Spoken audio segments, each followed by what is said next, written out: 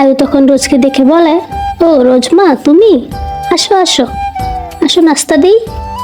তখন রোজ বলে, আন্টি আগে না হয় বাহিরের মেহমান খাক, তারপর আমরা একসাথে খাবো সবাই। কি রে তে, এই রোজিনা খালা কি আমাদের অপমান করলো নাকি? লিসার কথা শুনে তে মনে মনে একটা বাঁকা হাসি দেয়।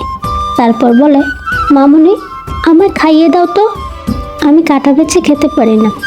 তের কথা শুনে আয়ু তের কাছে এসে বলে, তুই আগে বলবি না, দে প্লেটটা আমায় দে, আমি খাইয়ে দিই। রোজ তাহলে তুমি বসো, আমি ওদের একটু খাইয়ে দিই। মেয়েটা কাটা বেছে খেতে পারে না। রোজে যেন এখন নিজেই অপমানিত বোধ হচ্ছে। তখন লিসা বলে, মামনি আমাকেও খাইয়ে দাও। রোজ তো এদের এত এত আদিক্ষেতা দেখে রাগে বেলুনের মতো ফুলছে। আয়ুতে আর লিসাকে খাইয়ে দিচ্ছে।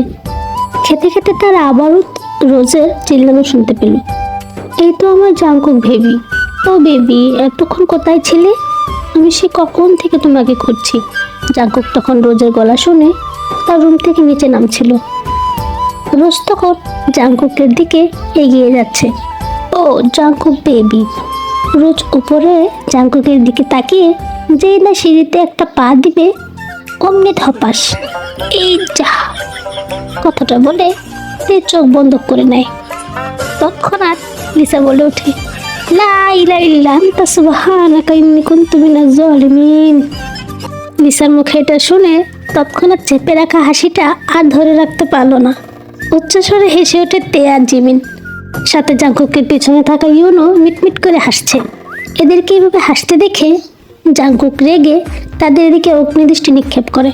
সঙ্গে সঙ্গে জিমিন চুপ হয়ে যায়। কিন্তু আমাদের তে কি এত ভদ্র মেয়ে নাকি? জাউরা বদ্দার হাড্ডি বলে কথা, সে কি আর চুপ করে থাকতে পারে? পরিস্থিতি যেমনই হোক না কেন, হাসতে না পারলে তো তার পেটের ভাতই হজম হয় না। তেকে এভাবে হাসতে দেখে রোজ একটু নেকা সুরে বলে, বেবি এই মেয়েটা এইভাবে হাসছে কেন? কে এই মেয়েটা? বেয়াদব মেয়ে একটা। রোজের মুখে এই কথা শুনে তে বলে, ও হ্যালো রোজিনা খালা, ব্যথা মনে হয় বেশি একটা পাওনি তাই না?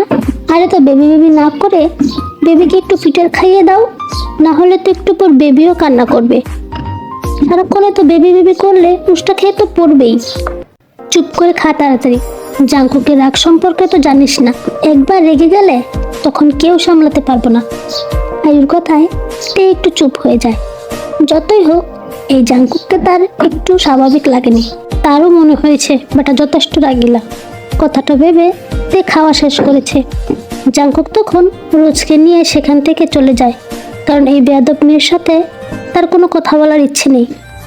আয়ুতে আর লিসাকে উদ্দেশ্য করে বলে, এই যে বদের হাড্ডি দুইটা, অনেক হয়েছে দুষ্টামি। খাওয়া শেষ করে চট করে তোরা তোদের আব্বু আম্মুর ফোন নম্বর আমাদের দে, আমরা ওদের সাথে কথা বলবো আর ওদেরকে আসতে বলবো। কথাটা শুনে লিসা মনটা একটু খারাপ করে ফেলে। বিষয়টা আয়ু লক্ষ্য করে আর লিসাকে বলে, কি হয়েছে তোর, মুখটা এমন কালো হয়েছে কেন? আসলে মামুনি আমার বাবা মা নেই। ঠাস, লিসা আর কথাটা শেষ করতে পারলো না। এর আগেই তে লিসার পিঠে একটা বসিয়ে দেয়। কি বললি মাত্র, কি বললি তুই? চট করে লিসার মনে পড়ে যায় সে এটা কি বলে ফেললো। এই কথাটা শুনলে তে তো বিশাল রেগে যায়। এদিকে তের এমন কাণ্ড দেখে জিমিন সহ সবাই অবাক হয়ে যায়। কি হলো এটা? তে কেন লিসাকে মারলো? আয়ু তখন তেকে জিজ্ঞেস করে, কি হয়েছে মা, তুই লিসাকে কেন মারলি? কারণ ও আমার কেউ না, এজন্য ওকে মেরেছি, আমি চিনি না ওকে। কথাটা বলে তে কান্না করে দেয়। লিসা এবার হকচকিয়ে ওঠে। সে তের কাছে যায়। মেয়েটা অনেকটা রেগে গেছে বেশ বুঝতে পারছে। সে জানে তে এমনই, একটু রাগ হলেই কান্না করে দেয়। তার উপর লিসার মুখে যখন শোনে তার বাবা মা নেই, তখন ভীষণ রেগে যায়। আর রেগে গিয়েই এমন আবল তাবল বলে। লিসার গায়ে হাত তোলে, বাচ্চাদের মতো কান্না করে। রাগ করে লিসার সাথে কথাও বলে না। সরি সরি সরি বেবি, আমার ভুল হয়ে গেছে, আর কখনো এমন হবে না। তে কিচ্ছু বলে না। লিসাকে একটা ভেঙচি কেটে সেখান থেকে উঠে চলে যায়। লিসা একটা দীর্ঘশ্বাস ফেলে নিচের চেয়ারে গিয়ে বসে। জিমিন এসে লিসাকে জিজ্ঞেস করে, কি রে লিসা, কি হয়েছে? এই পাগলটা এমন করছে কেন? আগেও প্রথম প্রথম দেখতাম মাঝে মাঝে এমন করতো। ব্যাপারটা কি বলতো? লিসা একটা শ্বাস ফেলে বলতে শুরু করে, আসলে আমি যখন খুব ছোট তখন আমার বাবা মা আর আমি বাবার বন্ধুর বাড়ি থেকে আমাদের বাড়িতে ফিরছিলাম। মাঝপথে আসতেই বিশাল এক ট্রাকের সাথে আমাদের গাড়িটা অ্যাক্সিডেন্ট হয়। সেখানেই আমার বাবা মা মারা যায়। কেউ তখন এগিয়ে আসেনি আমাদের সাহায্য করার জন্য। তখন সেখানে একটা গাড়ি এসে থামে, আর গাড়ি থেকে একজন ভদ্রমহিলা আর একজন পুরুষ বেরিয়ে আসে। আমাকে ওরা হসপিটালে নিয়ে যায়।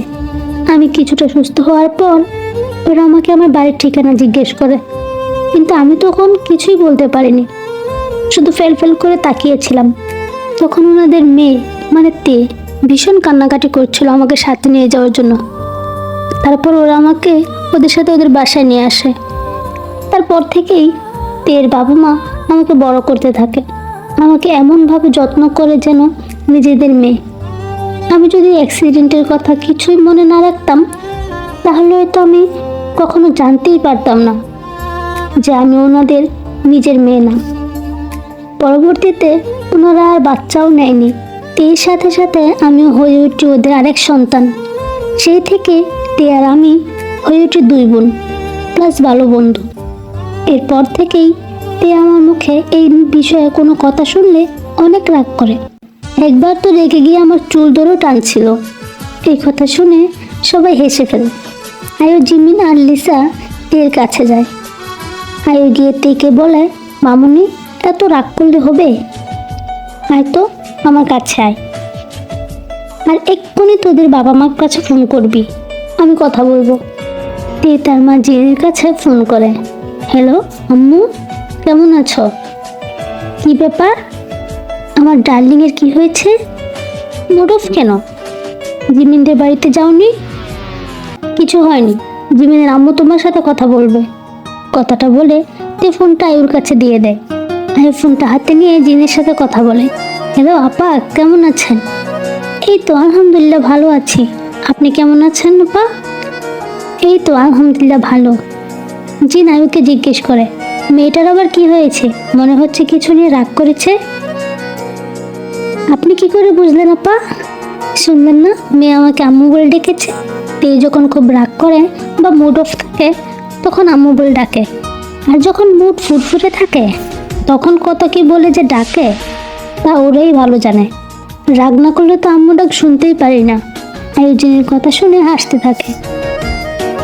আপা, সামনে শুক্রবার আমার ভাসুরের মেয়ে যিশুর বিয়ে, তাই আমরা চাই আপনি আর ভাইজান আজকেই আমাদের বাড়িতে আসেন, আপনাদের যদি কোনো আপত্তি না থাকে। কারণ আমরা চাই আমাদের সব আত্মীয় স্বজন যেন 4 দিন আগে থেকে আমাদের বাড়িতে আসে।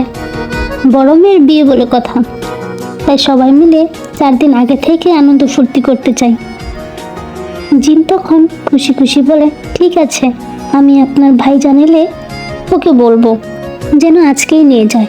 কটা স্পিকারে ছিল বিদায় কথাটা সবাই শুনতে পায়। তে বিড়বিড় করে বলে, ড্রামা কুইন একটা। আসার কথা শুনে কিভাবে লাফাচ্ছে দেখো, মনে হচ্ছে 10 বছরের বাচ্চা, ঘুরতে নিয়ে যাবে তাই লাফাচ্ছে। Drama queen. কথা শেষ করে আয়ু সেখান থেকে চলে যায়। লিসা তের কাছে আসে। তেকে বলে, আমি গুনে গুনে তোর থেকে 1 মাসের বড়, সো আমি তোর বড় বোন। তুই তোর বড় বোনের উপর রাগ করে থাকবি, তাহলে কিন্তু আমি আম্মু আব্বুকে বলবো আমাকে যেন বিয়ে দিয়ে দেয়। তারপর আমি তোদের সবাইকে ছেড়ে চলে যাব, তখন থাকতে পারবি তো আমাকে ছাড়া? তোর সব কয়টা চুল ছিঁড়ে ফেলবো। লালিসা পেতনি, কি বলবি আম্মু আব্বুকে? কই কিছু না তো, কিচ্ছু বলবো না, তাই না জিমিন? কথাটা বলে লিসা জিমিনের দিকে তাকিয়ে দেখে জিমিন মাথায় হাত দিয়ে মেঝেতে বসে আছে। আমার কিচ্ছু বলার নাই, আমার জাস্ট কিচ্ছু বলার নাই। তোদের এই তারসিরা কাহিনী শোনার পর আমার আর কিচ্ছু বলার নাই, বিশ্বাস কর। হয়েছে, তোর কিছু বলতেও হবে না। এখন আমাদের রুমে নিয়ে চল, লম্বা করে একটা ঘুম দিই। লিসার কথা শুনে জিমিন উঠে রুমে যাওয়ার উদ্দেশ্যে হাঁটা দেয়। লিসা জিমিনের পেছন পেছন একটা রুমে যায়। বাহ, তোর রুমটা তো খুব সুন্দর। লিসা রুমটা ঘুরে ঘুরে দেখছে, হঠাৎ করে বলে, কি ব্যাপার, তে কোথায়? কেন রুমে আসেনি? না তো। আরে আছে হয়তো কোথাও, তুই শুয়ে পড়, আমি দেখছি কোথায়। লিসা গিয়ে বিছানায় শুয়ে পড়ে। এদিকে তে ঘুরতে ঘুরতে একটা রুমে চলে যায়। রুমের ভিতর ঢুকে তে একটু অবাক হয়ে যায়। রুমটা বেশ গোছানো পরিপাটি। তের তো রুমটা বেশ পছন্দ হয়। তে গিয়ে ধপাস করে বিছানায় শুয়ে পড়ে। ক্লান্ত থাকায় সাথে সাথে চোখটা বন্ধ করে ফেলে। এদিকে জিমিন তেকে খুঁজতে খুঁজতে কোথাও না পেয়ে সেই রুমের ভিতর যায়। গিয়ে তো জিমিনের চোখ চড়ক গাছ। এই তে, এই তে, উঠ, তুই এই রুমে কি করছিস? এই বদের হাড্ডি।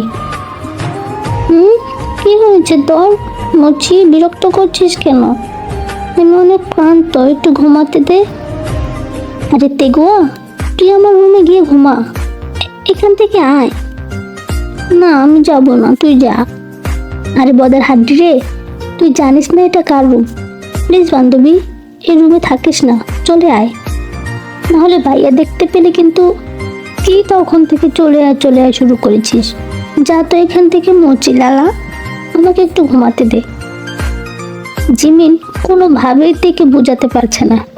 তেকে বোঝাতে না পেরে হাল ছেড়ে দেয়, আর ভিতরে একটা ঢোক গিলে বলে, এখন তো আমার কথা শুনলি না? যখন বিপদে পড়বি তখন কিন্তু আমায় পাবি না, কারণ আমার এত সাহস নেই ভাইয়ের হাত থেকে তোকে বাঁচানোর। তেরে আমার কথা তো শুনলি না? প্লিজ জাঙ্কুক ভাইয়া আসার আগে উঠে পড়িস। আমি কাকে কি বলছি? এই মেয়ে তো মরার মতো ঘুমাচ্ছে। জিমিন আর সেখানে দাঁড়ালো না, চলে গেল নিজের রুমে। রুমে যেতেই লিসা জিমিনকে জিজ্ঞেস করে, কি রে, তে কই? এখনো আসছে না কেন? আবার কোথায় বাথরুম করছে? এর কি ক্লান্ত লাগে না নাকি? আপাতত শান্ত আছে, কোনো বাথরুমই করছে না, তবে কিছুক্ষণ পরে তৃতীয় বিশ্বযুদ্ধ হওয়ার ব্যবস্থা করছে। আমি তো শুধু আল্লাহকে ডাকছি আর ভাবছি এই যুদ্ধ কিভাবে থামাবো। জিমিনের কথায় লিসা ব্রু কুচকে জিমিনের দিকে তাকায় আর জিজ্ঞেস করে, কি বলছে সেসব? কিসের যুদ্ধ? আমি তো কিছুই বুঝতেছি না। আর তে কই? সিংহের গুহায় ঘুমাচ্ছে। মানে কিসব বলছিস তখন থেকে? সাতার মাথা কিছুই বুঝতেছি না। আরে তে এখন ভাইয়ার রুমে, আর শুধু রুমেই না, একদম বিছানায় শুয়ে আছে। আমি অনেক ডাকাডাকি করেছি কিন্তু ওঠেনি। আমার অনেক ভয় হচ্ছে, যদি ভাইয়া এসে দেখে তাহলে সত্যি সত্যি যুদ্ধ বাঁধাবে, আর সেই যুদ্ধে আমাদের মতো নিরীহ প্রাণী মৃত্যু নিশ্চিত। জিমিনের কথাটা লিসার মাথার উপর দিয়ে গেছে।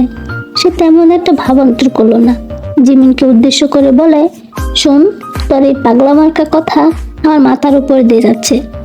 সর, আমি এখন ঘুমাবো, অনেক ক্লান্ত লাগছে। লিসার কথা শুনে জিমিনের এবার একটু রাগ হলো। মনে মনে ভাবলো, দুইটা একই রকম গাড়তেরা, একটাও আমার কথা শুনলো না।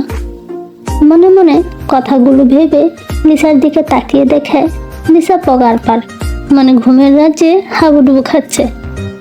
তার আর কি করার, একটা দীর্ঘশ্বাস ফেলে লিসার পাশে গিয়ে শুয়ে পড়ে।